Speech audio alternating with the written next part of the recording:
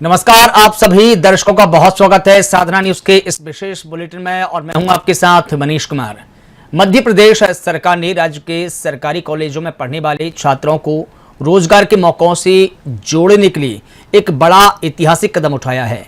मुख्यमंत्री डॉक्टर मोहन यादव ने ऐलान किया है कि प्रदेश के 55 प्रधानमंत्री कॉलेज ऑफ एक्सीलेंस और 13 स्वशासी विद्यालयों में एआई और fintech with AI online certificate course की पढ़ाई पूरी तरह से निःशुल्क कराई जाएगी।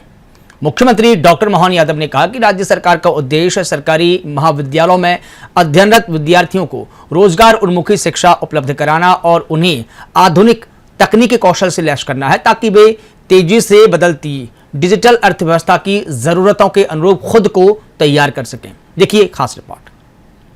मुख्यमंत्री मोहन यादव ने घोषणा की है कि आईआईटी दिल्ली की मदद से छात्रों को आधुनिक तकनीकी कौशल का प्रशिक्षण दिया जाएगा।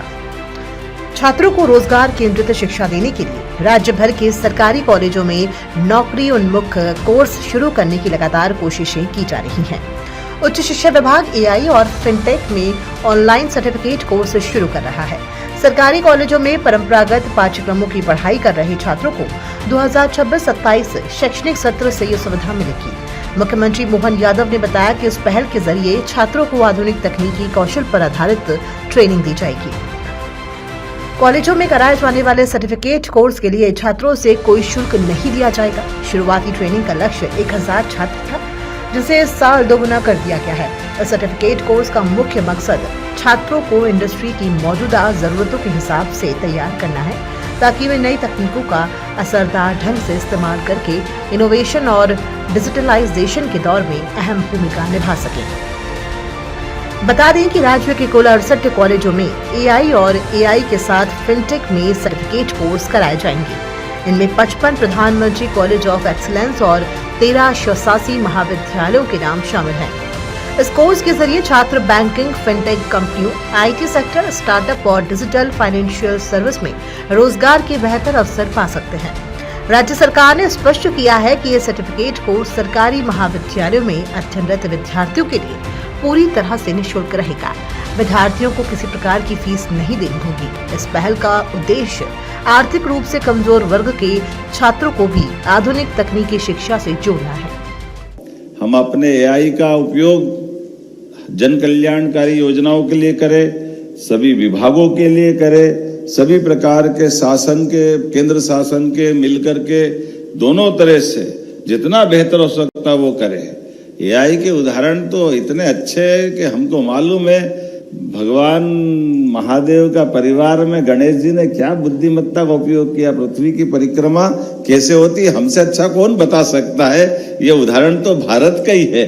भगवान कार्तिकेय ने तो बेचारे ने पता नहीं पूरी पृथ्वी की परिक्रमा करने निकल गए, लेकिन माता पिता की परिक्रमा से भी हो जाती है। ये अपने ही जानते हैं, दुनिया में नहीं जानते कोई और। जितना भारत वाले अपने उस बुद्धि के देवता के माध्यम से गणेश जी की स्थापना के आधार पे जानते हैं। लेकिन मैं अपने राज्य के लिए अगर बात करूंगा तो मध्य प्रदेश सरकार ये मानती है कि आर्टिफिशियल इंटेलिजेंस के लिए तकनीक नहीं बल्कि शासन, उद्योग, समाज ये सबके लिए परिवर्तनकारी शक्ति है। इसलिए हमारा राज्य एआई नीति भी लाने वाला है और एआई मिशन पे भी काम करेगा। ये मैं आश्वस्त करना चाहता हूं अपने आज के इस अवसर पर। जब हमने अपने जैसे सीएस ने कहा कि स्पेस टेक की पॉलिसी 2 दिन पहले ही हम लेकर के आए हैं सभी प्रकार के नवाचारों के लिए, और हमारे यहाँ तो बड़ी संभावना है। हमारा माइनिंग का सेक्टर भी बहुत बड़ा है, इस माइनिंग के सेक्टर में एआई का बड़ी संभावना है। हेल्थ का सेक्टर भी है, 9 करोड़ की आबादी का राज्य है, इसलिए 9 करोड़ की आबादी के राज्य में सब प्रकार के हेल्थ के सेक्टर में बड़ी संभावना है। हर विभाग में, वैसे तो विभाग के साथ अगर मैं एक एक बात करूंगा, मध्य प्रदेश संभावनाओं से भरा राज्य है जिसमें बहुत तेज गति से बढ़ने की क्षमता भी है और हम आप सबकी मदद से बढ़ भी रहे।